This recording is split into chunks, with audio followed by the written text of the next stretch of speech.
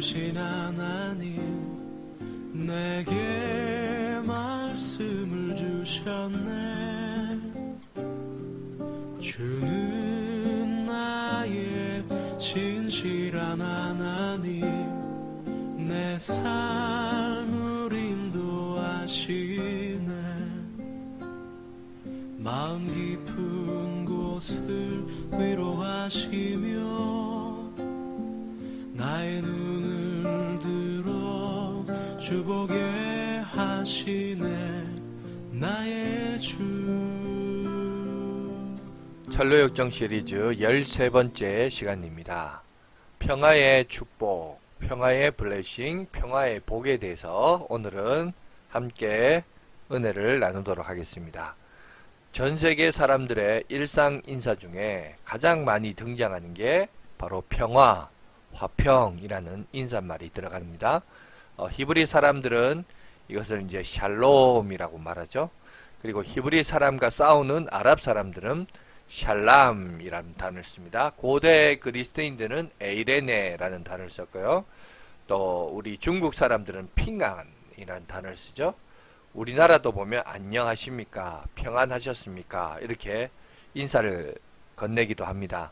이런 평화의 인사는 역설적으로 우리의 인류가 가장 소중한 내적인 평화를 잃어버리고 살고 있었다라는 증거이기도 합니다. 그리고 인간의 역사가 또 흔히 이제 전쟁의 역사라 할 정도로 전쟁과 평화를 잃어버리는 그런 시대였죠.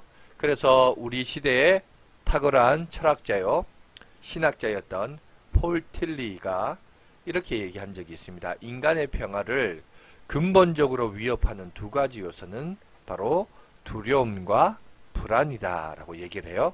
그런데 그는 우리가 다루기 훨씬 힘든 것은 두려움보다는 불안이다 라고 지적을 했습니다. 왜냐하면 두려움은 두려움의 대상이 인지되지만 불안이라고 하는 것은 이 불안의 대상이 쉽게 파악되지 않기 때문에 그렇습니다.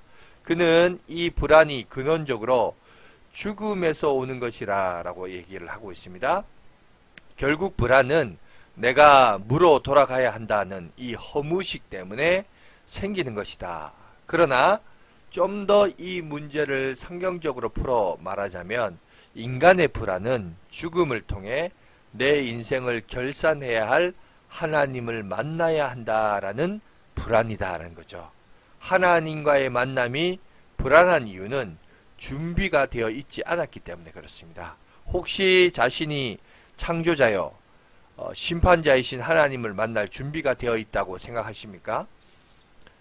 하나님을 만날 준비가 필요한 상태를 가리켜 성경은 하나님과 평화해야 된다라고 말합니다. 성경은 모든 인간이 하나님과 평화하지 못한 상태에서 태어나 삶을 시작한다라고 가르치고 있습니다.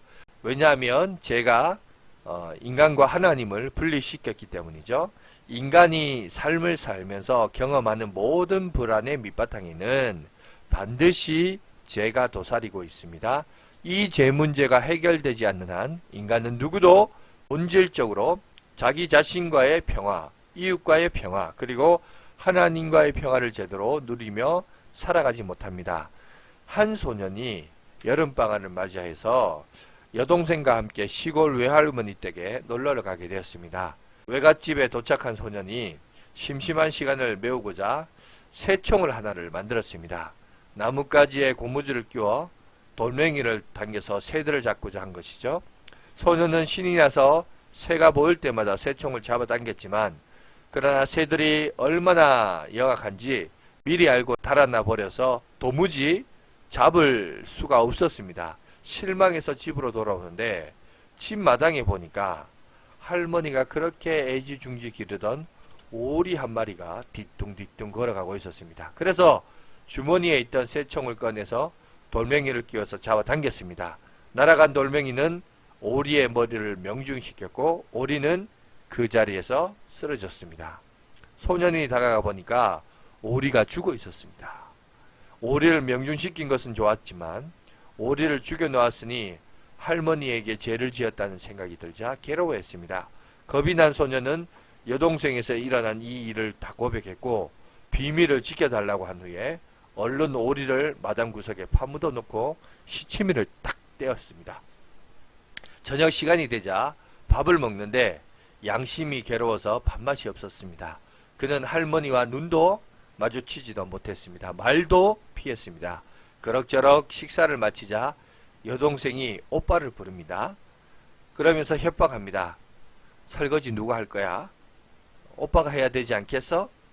오빠가 한 일 때문에 할머니에게 이르겠다라고 말합니다. 소녀는 설거지를 하면서 이러다가는 여름방학 내내 꼼짝없이 여동생의 노예로 살지도 모르겠다라고 생각하니 자신이 참 한심하게 여겨졌습니다. 이 생각 저 생각 하다가 밤늦게 소녀는 할머니 방을 노크하고 들어갔습니다. 소년이 자초지정을 털어놓자 할머니는 뜻밖의 이런 말씀하셨습니다. 걱정하지 마라. 내가 아까 2층에서 청소하다가 내가 오리를 싸서 죽이고 마당에 묻는 것까지 다 보았단다. 나는 이미 다 용서했으니 안심하고 자거라. 그리고 나서 할머니는 손자를 가슴에 안고 축복 기도를 해주었다고 합니다. 소년이 얼마나 기뻤을까요? 홀가분한 마음과 양심의 평화와 자유를 느꼈을 것입니다. 그날 밤 단잠을 자고 이튿날 이른 아침에 아침 식사를 맛있게 마친 후 여동생이 설거지를 하라며 협박해도 전혀 두렵지 않았습니다. 어젯밤 이미 평화와 자유를 얻었기 때문이죠. 오늘 주제 말씀인 로마서 5장 1절 2절에 있는 말씀처럼 사도 바울도 이와 비슷한 사건이 우리 그리스도인들에게 일어난다라고 선포합니다. 오리를 죽인 소년이 얼마나 할머니를 피하고 할머니와 함께하지 않으려고 한 것처럼 죄를 범한 우리도 하나님에게서 도피했습니다. 여동생에게 잠시 동안이지만 노예살이를 한 것이죠. 우리는 사단의 종로를 타며 스스로 정죄하며 살았습니다. 마음의 평화를 잃고 살아온 것입니다. 이것이 바로 죄인의 실존입니다. 무엇을 해도 마음의 기쁨과 평화가 없다는 거죠. 로마서 5장 1절을 보시면 그러므로 우리가 믿음으로 의롭다 하심을 받았으니 우리 주 예수 그리스도로 말미암아 하나님과 화평을 누리자.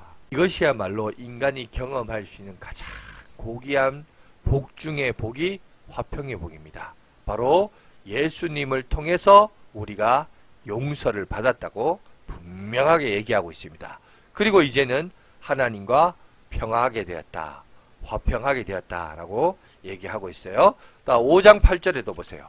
우리가 아직 죄인되었을 때 그리스도께서 우리를 위하여 죽으심으로 하나님께서 우리에 대한 자기의 사랑을 확증하셨느니라 라고 말합니다.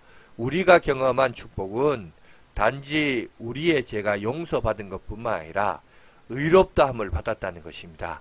여기서 의롭다함은 한 번도 죄를 범하지 않는 사람처럼 보아주신다는 것이죠. 이것은 우리는 은혜라고 얘기합니다. 은혜는 받을 자격이 없는 자들에게 베풀어 주시는 하나님의 사랑입니다. 예수 그리스도의 사랑 때문에 우리는 하나님과 평화하며 살게 되었습니다. 이것이 바로 복음의 본질이라는 것이죠. 철로 역정을 보시면 수많은 고난의 길을 걷던 크리스찬이 마침내 고난의 언덕을 넘어 아름다운 집에 도달을 합니다. 이 집에 들어가 제일 먼저 경험하게 된 것은 평화였습니다. 지금까지 단 한 번도 경험하지 못했던 쉼을 느끼면서 그는 해 뜨는 쪽 큰 창이 있는 평화의 방에서 모처럼 안식을 누리게 됩니다. 방문에는 평화라는 명패가 있고 거기에 새벽까지 깊은 안식을 취한 그가 다음날 깨어 일어나 이런 노래를 부르고 있습니다. 여기가 어디인가? 나그네 같은 인생을 위해 베푸시는 예수님의 사랑과 보살핌이 가득한 곳. 주님이 예비하신 이곳, 죄를 용서받은 이 몸 이미 천국에 산다네. 이것은 고난의 인생길에서 예수님을 만난 자들이 예수님을 통해서만 누리는 죄사함의 평화와 영혼의 안식을 그리고 있습니다. 이런 평화가 우리에게도 필요하지 않겠습니까? 그렇다고 예수 믿는 것이 죄사함과 마음의 평화로만 그치는 것은 아닙니다. 이제 크리스천은 아름다운 집에서 여러 다른 은혜를 경험하게 됩니다. 하나님과 평화한 우리는 더 나아가 하나님의 은혜를 구체적으로 누리기 시작하는 삶 속으로 들어가야 됩니다. 그것이 바로 로마서 5장 2절에 있는 말씀이죠. 또한 그로 말미암아 우리가 믿음으로 서 있는 이 은혜에 들어감을 얻었으며 하나님의 영광을 바라고 즐거워하느니라. 은혜란 받을 자격이 없는 사람들에게 베풀어지는 하나님의 사랑이라고 했습니다. 우리가 하나님과 평화하고 은혜 받은 삶을 살도록 외아들까지 주신 하나님이 무엇인들 못 주시겠습니까? 로마서 8장 32절에 또 보시면 자기 아들을 아끼지 아니하시고 우리 모든 사람을 위하여 내주시니가 어찌 그 아들과 함께 모든 것을 우리에게 주시지 아니하겠느냐. 할머니는 자기 오리를 죽인 손자를 정죄하지 않고 용서했습니다. 그러나 거기서 끝나지 않고 가슴에 안고 축복했습니다. 할머니의 평화는 모든 축복의 시작이었던 것이죠. 모두가 잘 아는 탕자의 비유를 생각해 보시기 바랍니다. 둘째 아들은 아버지의 가슴에 못을 받고 자기 몫의 재산을 미리 챙겨 먼 나라로 가서 모든 재산을 탕진했습니다. 당시 중동 지방의 간섭으로 살아있는 아버지에게 상속을 요구하는 것은 아버지에게 얼른 죽어버리라는 뜻과 같았습니다. 이런 탕자가 다시 아버지와의 관계를 회복하기 위해서는 무엇보다 죄의 용서가 필요했습니다. 그런데 아버지는 돌아온 아들에게 한마디 야단이나 경책도 없이 아들을 품에 안고 입을 맞춥니다. 조건 없는 용서의 사인이었습니다. 그러나 거기서 끝나지 않고 반지를 끼워주고 새 옷을 입혀주고 새 신을 신겨줍니다. 신분의 회복과 함께 새 삶의 출발을 축복하고 있는 것이죠. 그리고 잔치를 열어 선포하기를 내 아들이 죽었다가 다시 살았고 잃었다가 다시 찾았다라고 말하고 있습니다. 아마 이런 탕자에 대한 아버지의 사랑을 가장 잘 묘사한 미술계의 거장인 렘브란트의 명화인 탕자의 기화일 것입니다. 렘브란트는 이 그림을 그릴 때 노년이었습니다. 먼저 아들을 잃었고 이어서 큰딸이 세상을 떠났습니다. 곧 작은 딸도 목숨을 잃었습니다. 이번에는 아내가 숨을 거두었습니다. 다시 결혼했지만 두 번째 아내 역시 곁을 떠났습니다. 재물과 명성을 잃은 그는 빚에 시달렸습니다. 하나밖에 남지 않은 아들 티투스마저 떠나간 정말 황혼이 홀로 남겨진 그는 비로소 자신이 탕자였음을 깨닫고 이 그림을 그리게 되었다고 합니다. 삭발하고 돌아온 아들. 그것은 모든 것을 처음부터 다시 시작하는 아기가 되어 창조자의 품으로 돌아오는 자신의 가난한 실존을 보여주고 있습니다. 속에 받쳐 입은 헐렁한 통옷 한 벌로 가린 수척한 몸과 왼쪽에 맨발 그리고 오래 신어 못쓰게 된 한쪽의 샌들은 그가 살아온 방황의 세월을 보여주고 있습니다. 그럼에도 불구하고 힘없이 아버지 품에 자신의 존재를 기대는 아들을 아버지는 사랑의 손길로 어루만져주고 있습니다. 왼손은 너를 이제 다시는 놓지 않겠다는 의지의 손입니다. 아들의 등을 가볍게 토닥이는 오른손은 부드러운 국률의 손입니다. 펼쳐진 아버지의 망토는 자식을 향해 넓게 퍼져 있습니다. 아버지의 얼굴에서 나오는 광선은 두 손을 통해 흘러가 온몸을 감싸고 있습니다. 아버지는 희미한 노안으로 아들의 먼 미래를 바라보며 축복을 건넵니다. 그는 참으로 오랜만에 자신의 영혼의 집, 하나님 아버지의 품으로 돌아왔습니다. 좋은 번연의 표현을 빌리면 그는 진정한 평화가 기다리는 아름다운 영혼의 집으로 돌아온 것입니다. 렘브란트는 비로소 자신의 눈물을 씻겨주시는 하나님을 참으로 만나고 마지막 인생길을 평화와 안식으로 걸어갈 수 있었습니다. 평화와 안식을 갈망하는 영혼들을 위해 준비된 천국 잔치를 오늘 보여주고 있습니다. 마태복음 11장 28절입니다. 수고하고 무거운 짐진 자들아 다 내게로 오라 내가 너희를 쉬게 하리라. 또 그는 우리의 죄를 짊어지시고 십자가로 가시기 전에 이렇게 언약하셨습니다. 요한복음이죠. 6절 말씀 보겠습니다. 예수께서 이르시되 내가 곧 길이요 진리요 생명이니 나로 말미암지 않고는 아버지께로 올 자가 없느니라.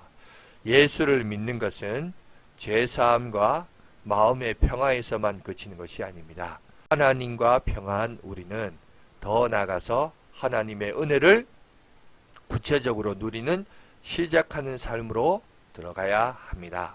아무쪼록 여러분 하나님과의 깊은 교제와 만남을 통하여서 화평의 삶을 누리시고 평화의 축복을 누리심으로 말미암아 내 삶이 내 인생이 천국과 같은 인생이 되시기를 주님의 이름으로 축복드립니다. 오늘은 여기까지 하겠습니다.